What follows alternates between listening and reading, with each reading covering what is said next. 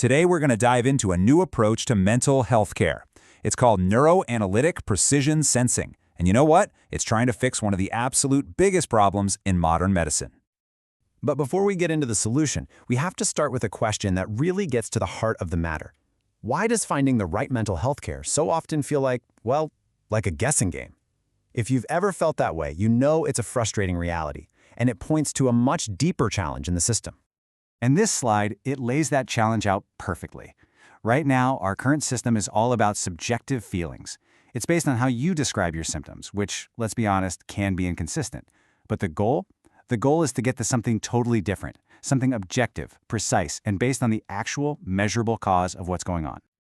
So let's really dig into this problem of symptoms, because understanding this limitation is the key to seeing why a new approach isn't just a nice-to-have, it's an absolute necessity. You see, this reliance on symptoms creates a kind of domino effect. When a diagnosis is based on subjective feelings, it's almost guaranteed to be inconsistent. That, in turn, makes treatment feel like a shot in the dark. But the biggest hurdle, the one that really holds the whole field back, is that this entire system pretty much ignores the underlying etiology. An etiology is just the scientific term for the actual biological cause of the illness. But this is where the story starts to get really interesting. We are seeing the rise of some incredibly powerful new tools and technologies that are completely changing the game.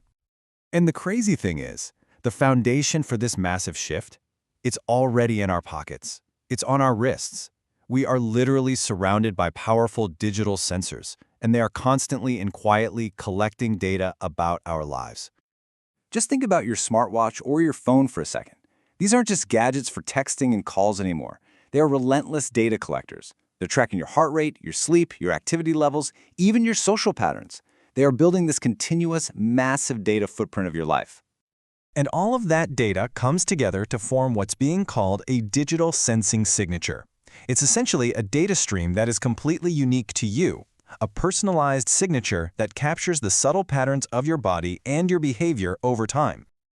Okay, but having mountains of data is pretty useless if you can't make sense of it, right? And that is exactly where artificial intelligence becomes absolutely essential. It's the only tool we have that's powerful enough to sift through this constant, noisy data stream and find the really subtle but crucial patterns a human being would just never, ever see. So, how do all of these pieces, the sensors, the data, the AI, how do they actually come together? Well, they all converge in this new approach we're talking about today, called NPsensing. NPsensing basically rests on three core pillars. First, you have adaptive sensing. That's just the process of gathering all that data from your devices. Second is the AI-powered learning, which analyzes the data to find those patterns. But this third pillar, this is the real game changer, the neuroanalytic framework. This is what takes those patterns and connects them to the underlying brain function, the actual cause. And what this all represents is a fundamental pivot. We're talking about a shift away from just looking at symptoms to finally understanding causes. This really could be the most important change in psychiatry in a generation. The source material puts it perfectly. It notes that the current model fails because it operates without addressing the underlying etiology, the true causes of mental illness. To put it another way, we've built a system that's gotten really good at putting labels on problems, but not so good at actually solving them from the root. Here's a great way to think about it. For decades, psychiatry has been expertly describing the wilting leaves on a plant, cataloging their color, their shape, how they droop, but it has largely ignored the disease that's spreading in the roots. NPsensing is all about finally digging into the soil to see what's really going on down there. So here it is, the fundamental shift in practice, side by side.